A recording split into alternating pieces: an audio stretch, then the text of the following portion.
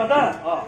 তই আজি দিনটো ঘৰলৈ এবাৰো অহা নাই যে ভাইটি ভাড়া এটা এখন দেৰি গ'ল দেউতা কথা দেউতা শুই আছে আগতে কাম কৰে দেউতা ভাত পানী খুৱাই এখিনি খুৱাই মোৰ দেৰি আছে মই দেৰি হৈছে মানে তই অকলে যাওঁ নাই ভাইটি ভাড়া এটা আছে এটা ৰাতি দীঘলীয়া ভাড়া যাব নালাগে দাদা ইমান কষ্ট কৰিবতো নালাগে সেই তেতিয়াও কষ্ট কৰিব নেকি তাতে কামে যেতিয়া আমাৰ এইবোৰ কৰিবতো লাগিবই কিন্তু দাদা ইমান কষ্ট কৰি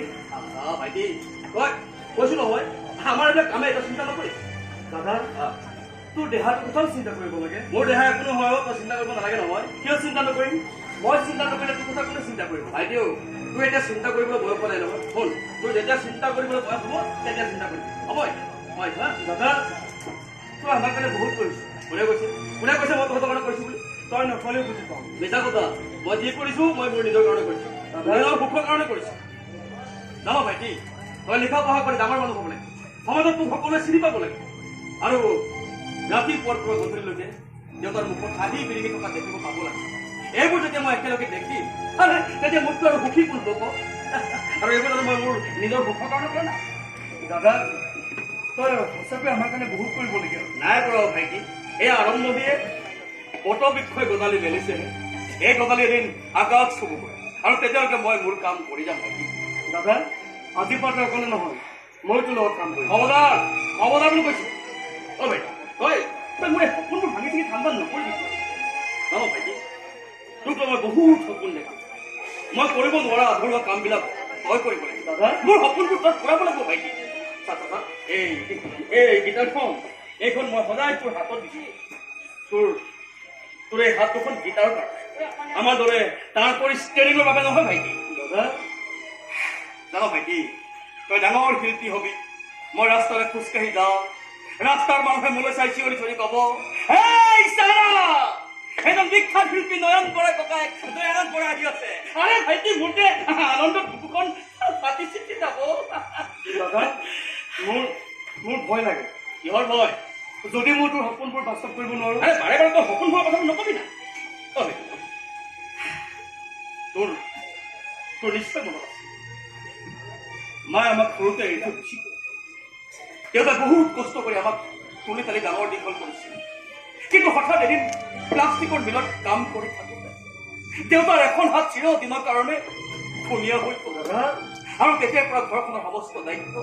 মই অকলে মূৰ পাতি ল'ব লগা হ'ল তোৰ পঢ়াৰ খৰচ দেউতাৰ চিকিৎসা এই সকলোবোৰ মই অকলে কৰিব লগা হ'ল তথাপি কিন্তু মোৰ আফচোচ নাই মোৰ এটাই লক্ষ্য মোৰ ভাইটি ডাঙৰ গায়ক হ'ব লাগিব ডাঙৰ শিল্পী হ'ব লাগিব আৰু দাদা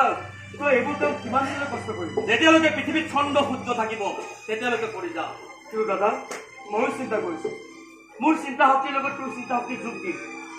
আমাৰ দুয়োজনৰ চিন্তা শক্তি যোগ হৈ ইমানেই শক্তিশালী হ'ব যে পৃথিৱীৰ কোনো শক্তি আমাক ৰোধ কৰিব নোৱাৰিব হ'ব নাই বুলি কৈছো ভাইটি আৰু একো যোৱাত নাপাৰিবি কি আবল তাবল বকি আছ চিন্তা কৰাটো ওলাইছ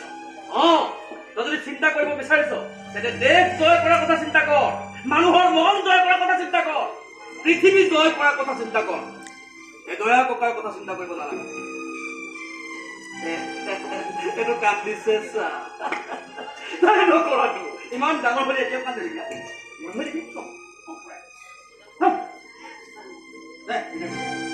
কান্দিছে চাই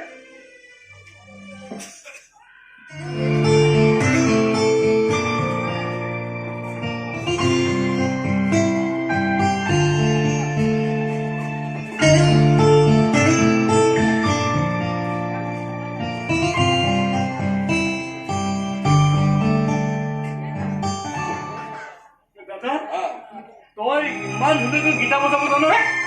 লাজ নিবি নাই ভাইটি মই ধুনীয়াকৈ বজাব জানিছো এইবিলাক মোৰ লাজ তহঁতৰ এই গীটাৰৰ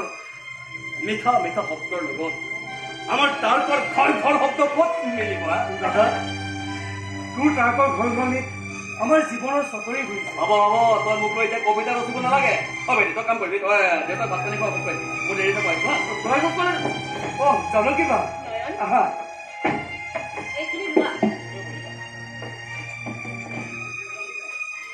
আজি এফালে গৈছিলো সেইকাৰণে এতিয়া আনিলো ভিতৰত থৈ আহালো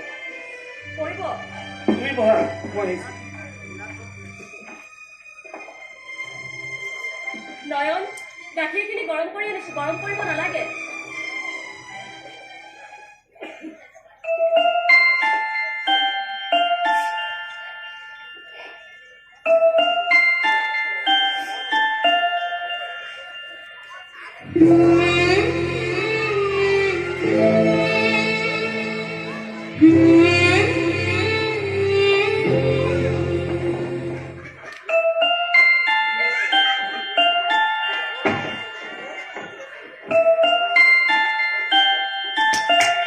জানকী বা